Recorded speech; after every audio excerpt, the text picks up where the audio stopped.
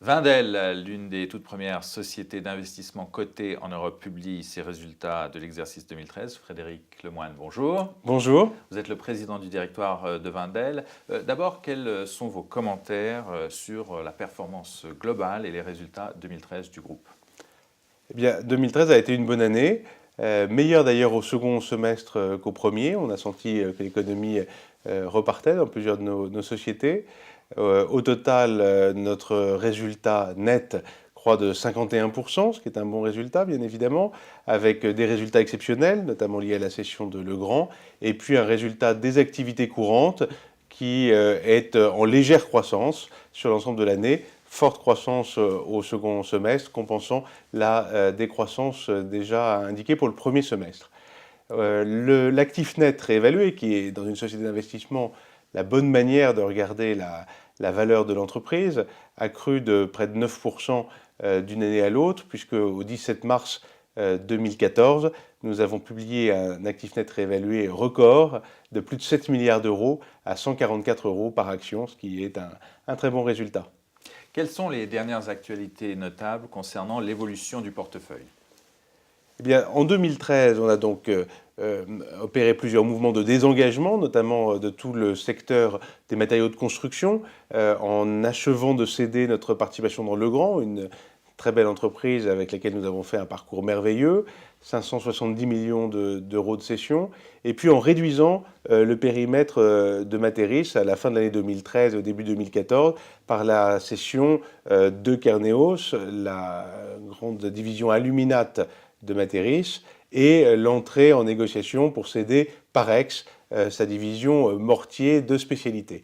Ça réduit donc notre exposition aux matériaux de construction qui est largement concentrée autour de Saint-Gobain, l'un des piliers de notre portefeuille.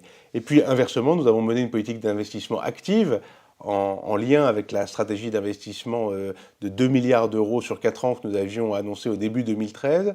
Et ça nous a conduit à investir dans deux grandes entreprises africaines, IHS dans les tours de télécommunications et le groupe Saham essentiellement dans le domaine de l'assurance. Donc ça a été les principaux mouvements d'investissement. On a fait un premier pas dans le domaine de l'investissement au Japon, tout à fait marginal, et puis nous avons soutenu la croissance de nos sociétés à travers des opérations d'acquisition. Je pense notamment à la fusion de Stahl et de la division cuir de Clariant, qui est en cours et qui fera vraiment le leader mondial du secteur. Je pense également à la reprise par Bureau Veritas de Maxam, le numéro 1 au Canada dans le domaine des tests et de la certification. Concernant les aspects purement financiers, notamment la question de l'endettement, quels sont les derniers développements? Alors là, je suis assez content, assez fier de nos équipes de pouvoir annoncer que l'endettement bancaire lié à l'acquisition de Saint-Gobain appartient maintenant au passé. Nous avons remboursé l'intégralité des 5 milliards et demi de dettes bancaires qui avaient été contractées en 2007 pour l'acquisition de notre participation dans Saint-Gobain. Notre endettement est donc uniquement obligataire aujourd'hui. Nous avons profité d'ailleurs de la bonne tenue du marché obligataire pour émettre 400 millions d'euros d'obligations à maturité 2021, récemment en janvier 2014, pour un coupon de 3,75%, c'est-à-dire le coupon le plus bas que Wendel ait jamais payé sur le marché obligataire. Il y a un an, vous annonciez un ambitieux plan de développement qui focalisait principalement sur la diversification de vos investissements à l'international. Est-ce que vous pouvez faire un point là-dessus, notamment par rapport à vos priorités, vos perspectives d'investissement? Bien sûr, 2 milliards sur 4 ans. En 2013, nous avons investi 330 millions d'euros, notamment en prenant pied dans IHS et dans Saham en Afrique. Nous avions dit, ces 2 milliards, c'est un tiers Afrique, un tiers Amérique du Nord, un tiers Europe, en particulier la France, l'Allemagne et le Benelux. Eh bien, la partie africaine commence à être bien engagée, puisque dans Saham et dans IHS, nous voyons que les plans déjà convenus pourraient nous conduire à investir jusqu'à 700 ou 800 millions d'euros. Donc le milliard 2 qui n'est pas engagé encore a vocation à se concentrer davantage sur l'Europe et sur l'Amérique du Nord. C'est là où nous concentrons nos efforts pour 2014. Et enfin, pour conclure, y a-t-il un message que vous souhaiteriez adresser aux actionnaires, notamment concernant votre politique de retour aux actionnaires?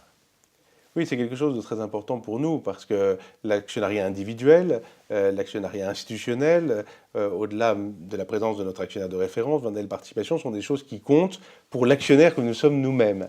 Et le retour aux actionnaires, c'est à la fois la politique de dividende, et cette année à nouveau, nous proposons un dividende en croissance, comme c'est notre politique, de l'augmenter chaque année à 1,85 € par action sur la base des résultats 2013. Nous poursuivons aussi notre politique de rachat d'actions régulière.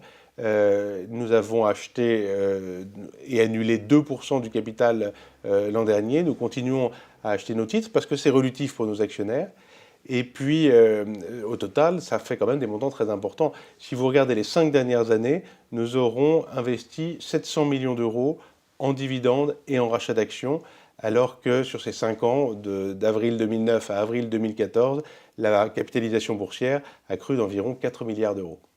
Frédéric Lemoine, président du directoire de Wendel, je vous remercie. C'est moi qui vous remercie.